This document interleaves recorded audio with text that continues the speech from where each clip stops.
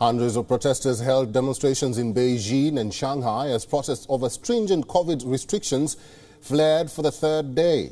In Shanghai, there were clashes reported between demonstrators and the police. The protests have spread to several cities in the wake of a deadly fire in the country's far west. More in this next report. Clashes erupted between demonstrators and police in Shanghai on Sunday as protests over China's stringent COVID restrictions flared for a third day and spread to several cities. Video from the scene in Shanghai showed police seizing and then carrying away one protester. The wave of civil disobedience is unprecedented in mainland China, where room for dissent has been all but eliminated under President Xi Jinping, as frustration mounts over his signature zero COVID policy. Protesters also took to the streets in the cities of Wuhan and Chengdu on Sunday. In Beijing, small gatherings of people held peaceful vigils, while students on numerous university campuses around China gathered to demonstrate over the weekend. The protests come after a deadly apartment fire on Thursday in the country's far west, where millions of residents have been under some of the country's longest lockdowns, barred from leaving their homes for as long as 100 days. Video obtained by Reuters showed residents chanting "Lift the COVID lockdown" and arguing with guards in hazmat suits after the fire led to accusations that lockdowns were a factor in the blaze that killed 10 people. Officials have denied that COVID measures hampered escape and rescue efforts. China has stuck with Xi's zero COVID policy even as much of the world has lifted most restrictions. While low by global standards, China's case numbers have hit record highs for days with nearly 40,000 new infections on Saturday, prompting yet more lockdowns in cities across the country. Chinese protesters have turned to blank sheets of paper to express their anger, which has gone beyond social media to some of China's streets and top universities. But why a white paper? We'll explore the answer in our next report. The rare protests erupting in Chinese cities and universities, sparked by the country's strict, ongoing COVID lockdowns, are seeing protesters turn to an unusual symbol of defiance, holding up blank sheets of paper. Why? Because the bits of paper are as much a symbol as it's also a tactic to avoid arrest or running foul of the country's censorship laws. Widespread protests like this one at Beijing's prestigious Tsinghua University have been unprecedented under President Xi Jinping, whose government has all but eliminated public displays of dissent.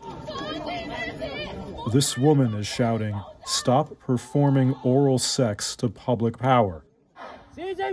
In Shanghai, these people are chanting, "Down with the Chinese Communist Party and Xi Jinping."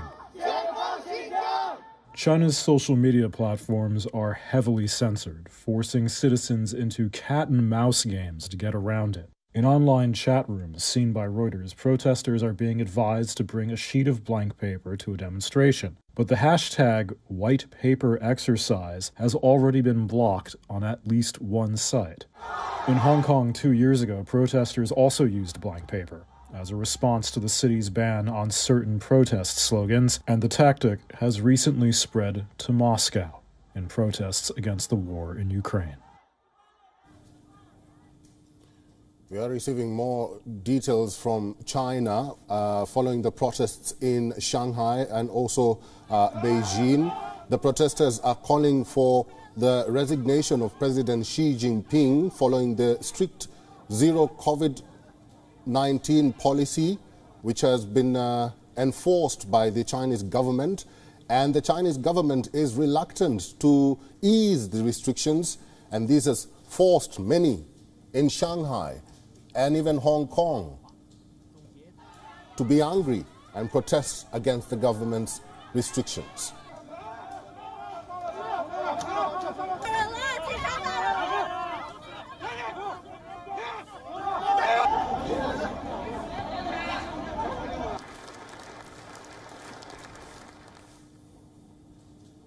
And for more on this, we were earlier joined by our correspondent Patrick Falk, from Hong Kong, and this is what he had to say. Multiple demonstrations, including here in Hong Kong at the University of Hong Kong on the campus. There was a small demonstration that took place yesterday, but these protests are gathering momentum. It is taking place in various cities across the mainland, including Chengdu, Wuhan, on university campuses in Beijing. Many people also defying health officials' advice to stay indoors because of the spread of the virus in Beijing's Chaoyang district, and of course also in Shanghai, where protests have arguably been more confrontational on Urumqi Road. All this triggered by the apartment fire that took place in Urumqi, the capital of Xinjiang province. But these protests aren't just about COVID curbs and what happened in Urumqi. People are also voicing discontent over censorship, with a lot of people symbolically holding up blank pieces of paper. They are also challenging the leadership directly, many calling for the Communist Party and the president himself to step down. They're doing so at great personal risk. But part of the reason why this is happening also is because, in a sense, they feel they have strength in numbers. Under President Xi Jinping, there's been very little room for dissent, and there have been very heavy crackdowns in the past over any sort of demonstration. But part of this is happening, as I say, because there are so many people getting increasingly frustrated and angry over COVID curbs, and they have reached a boiling point. They arguably have already. In Urumqi, officials there have already agreed to start unwinding some of the restrictions. Remember, parts of Urumqi, some people in Urumqi have been locked down for over 100 days. In Beijing also, we're hearing that people complaining about restrictions and the enforcement of COVID curbs are actually having the effect of getting local communities in particular to ease up on some of the restrictions and to not lock them inside their buildings because of the uncertainty and the disruption that all of that is causing. But at the same time, state media is also saying that China must unswervingly stick to the zero COVID approach. President Xi Jinping, as we know, has personally endorsed this policy. So it's difficult to say in the long run whether or not there's going to be any change in strategy or a change in approach to the zero COVID policy. As we know, officials have been trying to refine and adjust the zero COVID strategy, but it's having very little effect. Case numbers are at a record high, daily numbers that is, and the biggest problem essentially is that there is no roadmap on how exactly China is going to move away from this.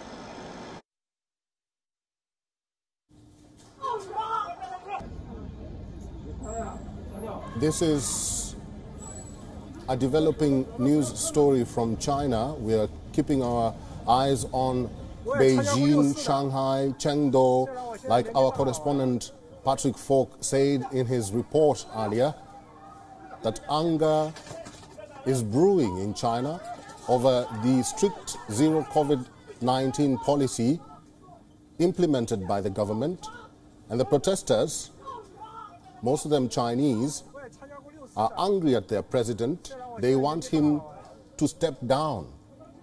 They are calling for the resignation of President Xi Jinping following the strict zero COVID-19 policy which has been implemented in the country. And far from the protests over the COVID-19 policy, there have been protests following the fire that happened in Beijing. And the anger, like I said, is brewing in the country.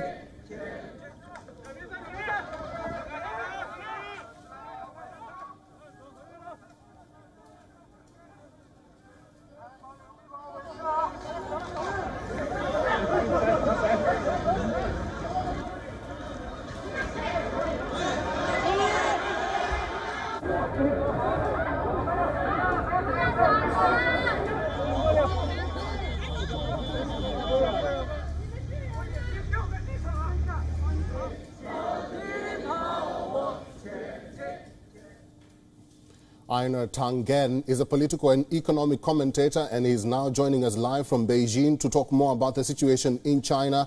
Einar, it's great to have you on the program. China's major stock indices and its currency tanked today as widespread protests against the country's stringent COVID-19 restrictions over the weekend roiled investor sentiment. We know that China has always been defiant, but doesn't this whole situation worry the government even a little bit?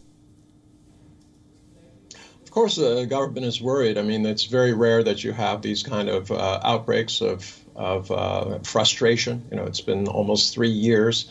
But unfortunately, these protests are doing the exact opposite. It's like pouring gasoline on a fire, expecting to put it out. With all these people gathering together, chanting, shouting, singing songs in very close proximity, all they're doing is adding to the number of cases that are going to increase. And then they go back to their various communities, their families, see their friends, and their community people, and that will just result in more cases and more lockdowns. So I can understand the frustration, but the pandemic is a scientific reality. It's not something you can change by holding up a piece of white paper. Einar Tangen, thank you very much for giving us time today and for talking to WION. Thank you. WION is now available in your country. Download the app now and get all the news on the move.